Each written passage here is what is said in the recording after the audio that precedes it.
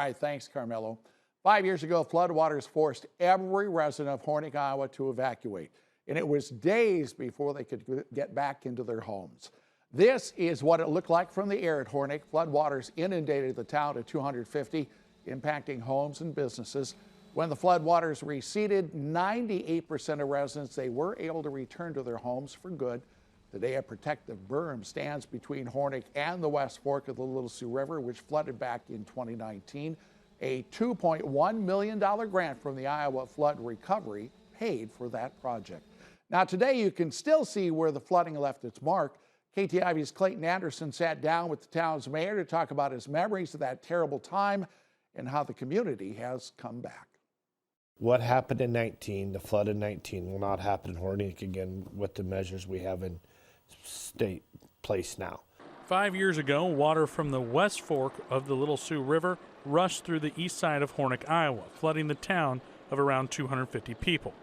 Today, most of the signs of the flood are gone, and a protective berm surrounds the city.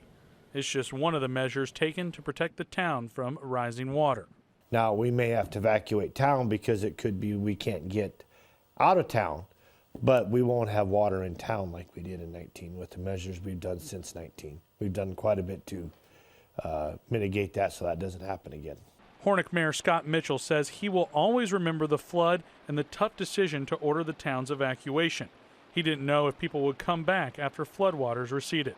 It was pretty amazing. Everybody, the people that had damage worked and to rebuild and recover from it, and the people that didn't help the ones that did. And while it's been 5 years since the flooding, the rebuild is not done as the city works with FEMA to repair and rebuild their roads. So to me, when we get the roads, and that's kind of completion of that flood. But Mitchell knows he'll never forget the flood. Every time March 13th comes around, you know, I know what happened that day. And I know what happened on the 15th, you know, was when we flooded. And when he thinks back to the countless days of cleanup, he can't help but remember neighbors helping neighbors get back on their feet again. In Hornick, Iowa, Clayton Anderson, KTIV News 4. The pandemic delayed FEMA's work on the town's roads, but Mitchell hopes that road work can be completed by November.